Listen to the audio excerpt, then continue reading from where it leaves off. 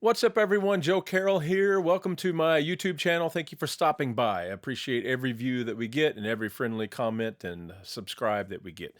I have a song pulled up, and it's a song that I've used it in another video a couple months ago. It was the mixing back to the basics, it's the most viewed video on my channel. So thank you so much for watching, supporting, and commenting and all that kind of stuff. It's been fantastic. So I'm going to use that song as the basis for it. If you haven't seen that video, go back and watch it. It's done really well. But it's a modern jazz piece, and I'll play you just a little bit of it right now, just so you know what's coming.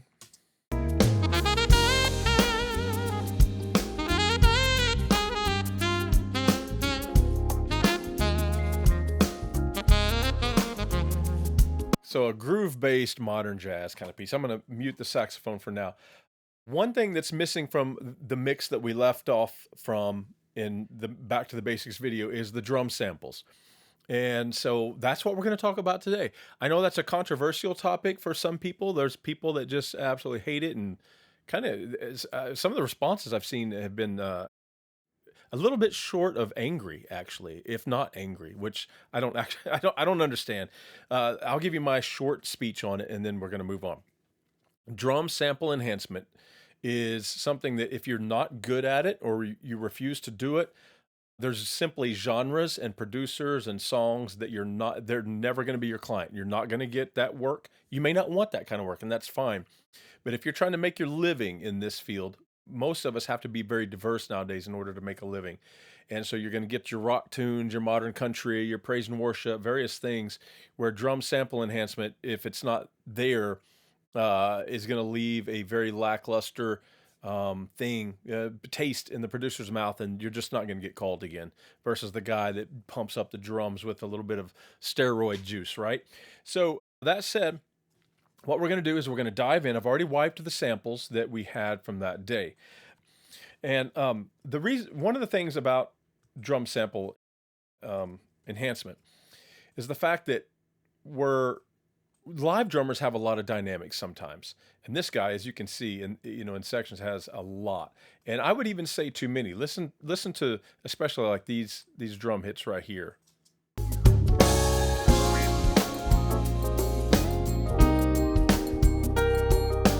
And the kick drum sounds great on its own if you solo it up. I mean, it's got a lot of bottom end. And then the back to basics, what we did is we did this little EQ move right here on it.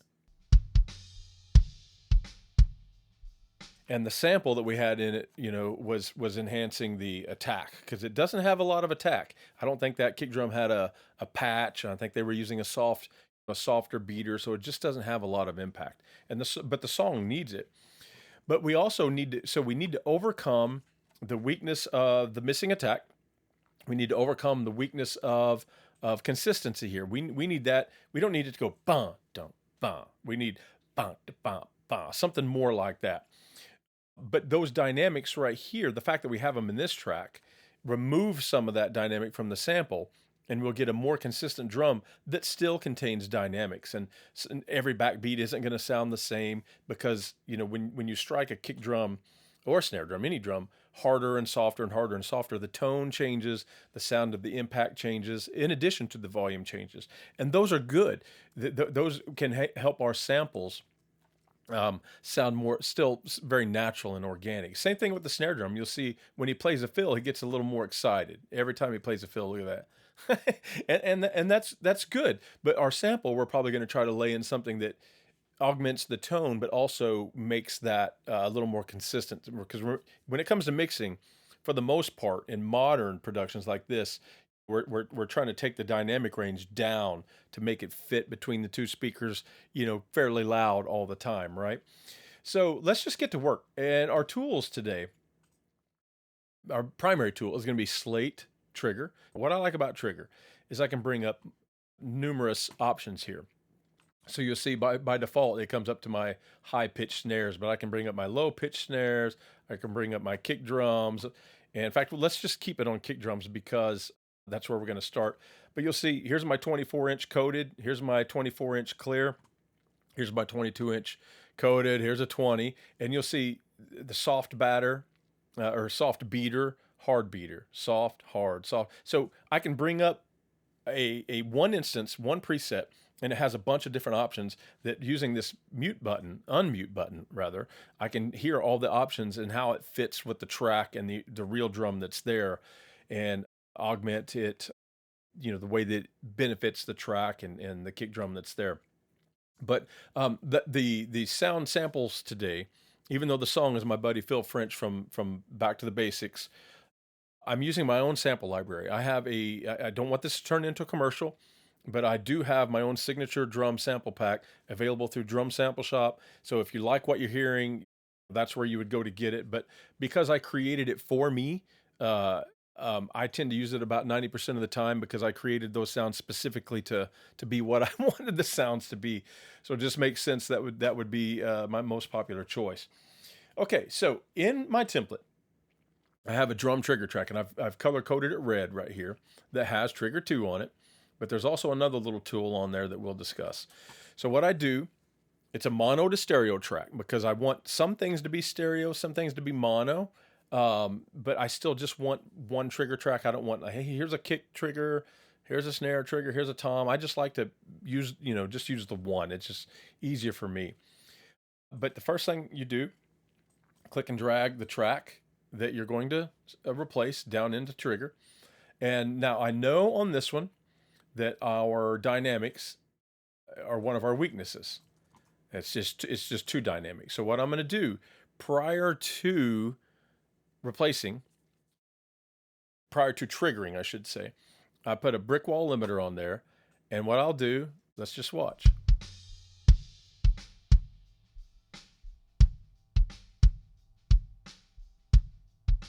Yeah, I'm just going to give myself a more consistent bed to start from so that when I pick my sample, it is more, bump, bump, bump. It's more linear because I'm going to look for that linearity to combine with the over dynamic real drum to create kind of a, more middle of the road where I would have wanted it in the beginning.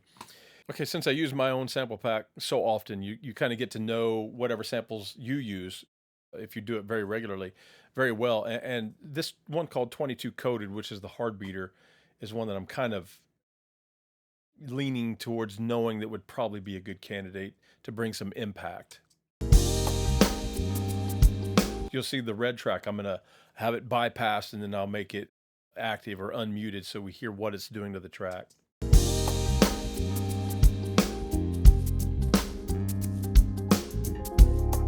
Yeah, I like that. Let me try this one too. Oh, that's a soft beater. I need the hard beater.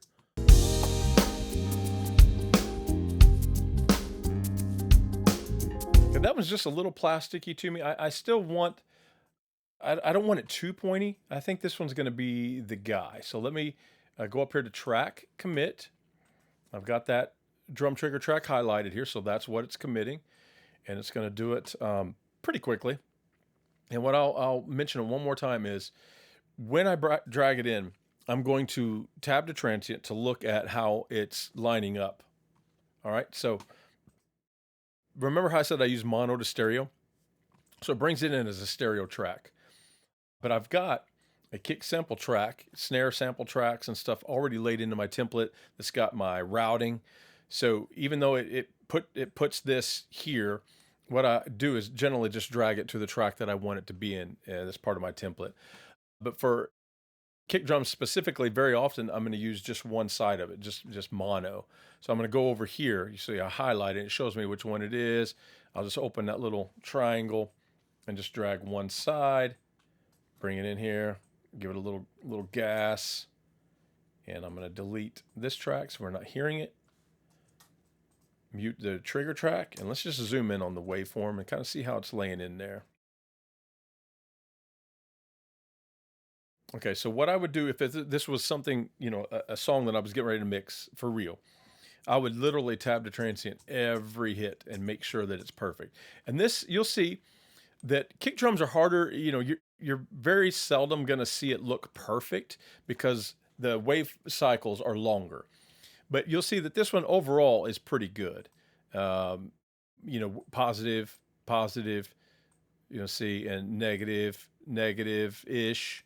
But let's just, the proof's in the pudding. How does it sound? If one side is positive and the other side's negative, they're going to cancel each other out.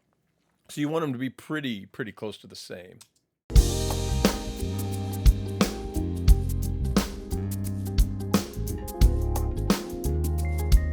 Yeah, and my sample track here, I already got a little EQ on it here from when I had the other sample in there. So here it is without that treatment. Already better, already has a nice punch, but a little bit of a rounded punch. And now this will bring out even a little bit more.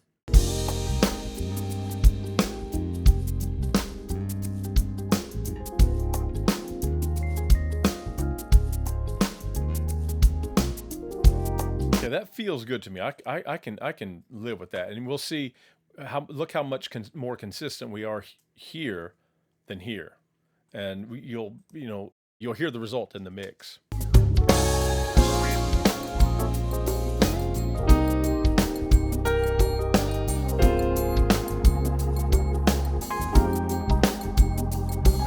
So we're hearing bum bum bum. We're hearing all of the hits. So that. Right here, remember that's tip number 1, is use this prior to your trigger to make sure that you're getting more consistent results. Okay, then let's move to the snare drum. I feel like that kick drum is going to provide what I need. So let's hear I'm using great sounding recordings. It would be really uncool for me to take a mix that is, some multi-tracks that I've been given to mix and use them as an example of, okay, I need to beef up these drums because they do not sound good. I don't want to, I'm not going to make fun of somebody's recordings or call them out on social media as needing help because they're inferior. So let's listen to the drum that we have, which again is going to be good. I'll mute the reverb.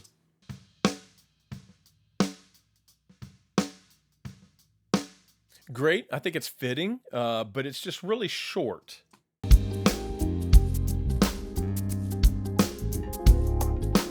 It's really short and dry. So what I'm going to do is probably look for something that's got some sustain and some kind of a character that's missing. I mean, this is as good as this sounds. I mean, I think we would all agree it's very vanilla flavored. I mean, it's not bad. It's just kind of laying there and needing a little help. So what I'm going to do is I'm going to go to trigger. I'm going to keep it muted, but I want to go to a spot where I see the dynamics change like this, and I'm going to reset my limiter to kind of take care of that.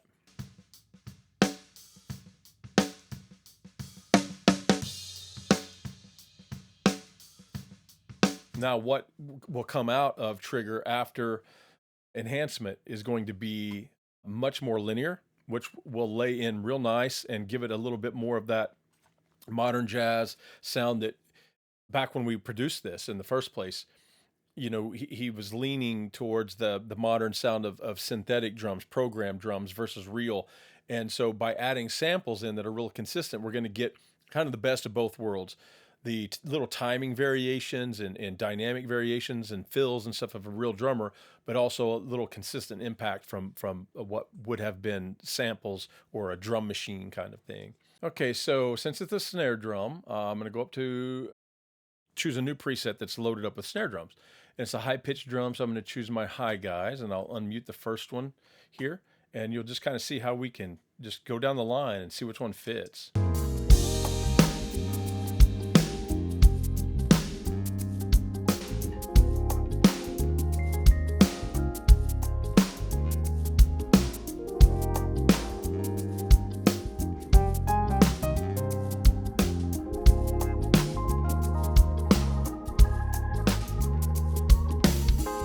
Okay, I'm really fond of these two right here.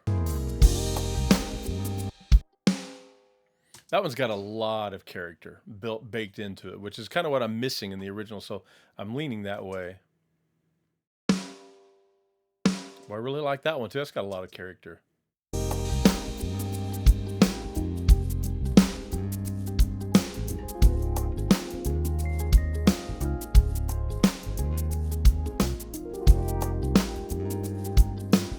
Yeah, okay. I'm gonna go with this one. So let's hit or highlight that and hit commit. And the thing is, uh, I occasionally I'll get stuff into mix or remix or try to take the mix to a different level, and and whoever's been mixing it, if they've used samples, is doing the sound replacement, or enhancement in real time. So several things can go wrong with that.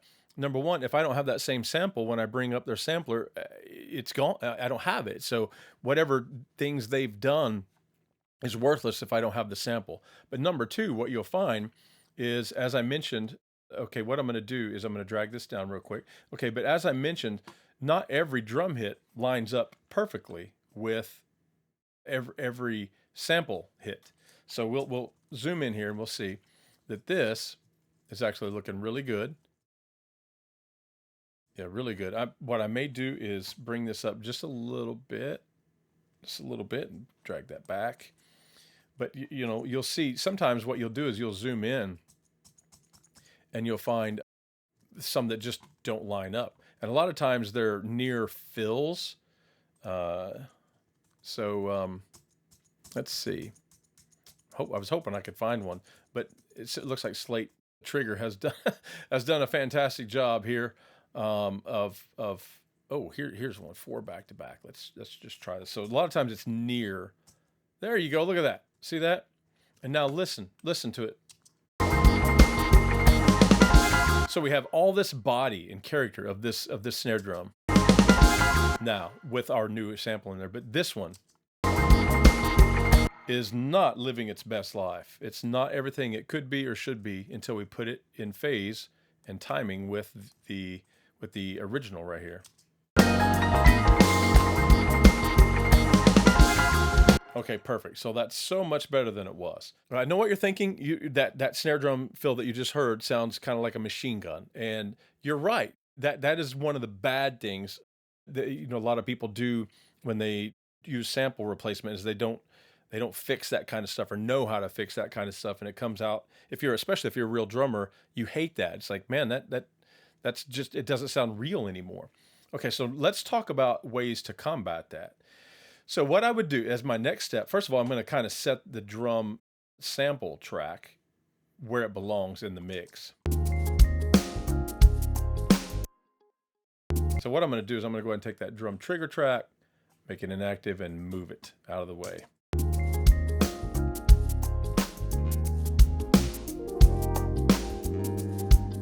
So let's just get the blend between our real snare drum and our sample.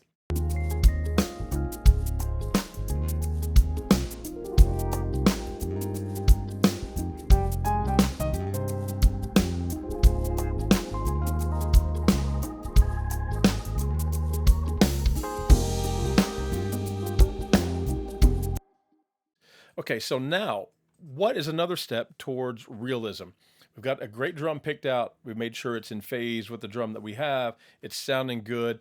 But how do we get those machine gun moments to not happen? Okay, there's a couple things.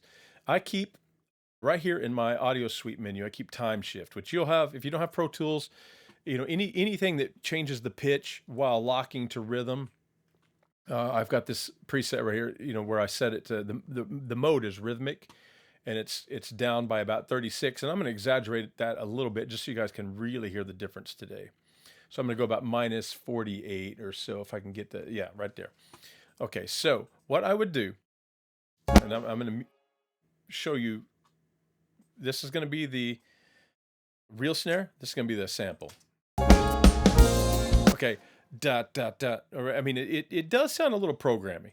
Even though that's kind of what we're wanting to hint at for this production, that's too much. So what I'm going to do is I'm going to change the dynamic, not the dynamic, I'm sorry, I'm going to change the pitch of this hit, and I'm going to solo it up so you hear what I'm doing. Here, dun, dun, dun. Let me, one more time. Now, when we combine that with the real drum, all of a sudden it sounds a whole lot more realistic.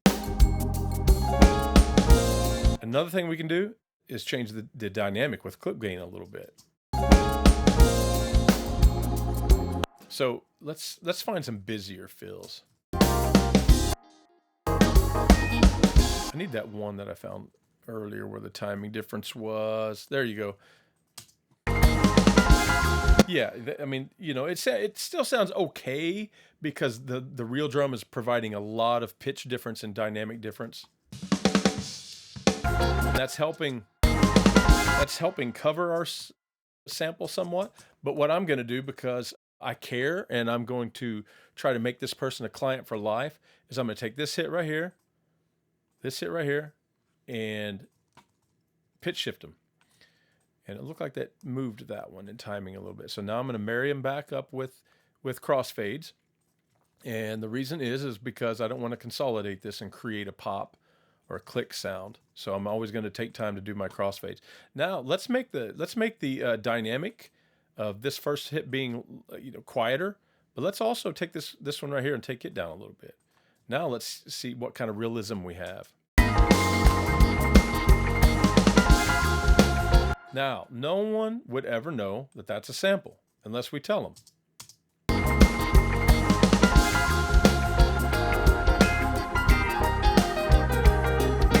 It just sounds like a drummer playing a snare drum that just happens to be a radical, awesome snare drum. Yeah, what I could do here, I'd probably do something like this. Just kind of show you. We're going to go in there to one more time. I'll bring this up. I'd already gotten rid of it. JC drum. And just make yourself a preset like this. And just I'm going to change the dynamic of that one a little bit. Here, right there. Da-dun-da. You hear the pitch and the dynamic difference plain as day. And you put your vocals or your saxophone or whatever on top of that.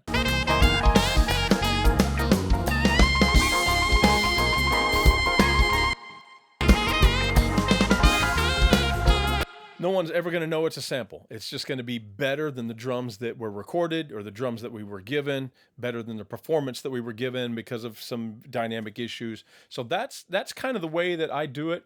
I take time, again, we should mention this, tab to transient on every hit, and check it and move it as needed.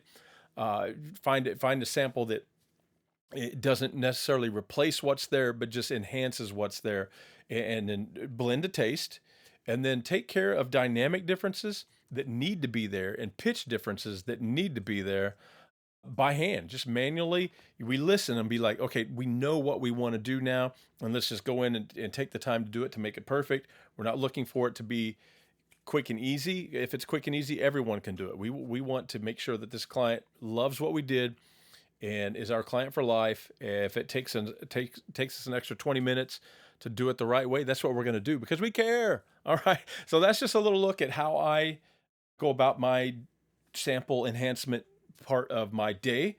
Hope you guys enjoyed it. Have a good day.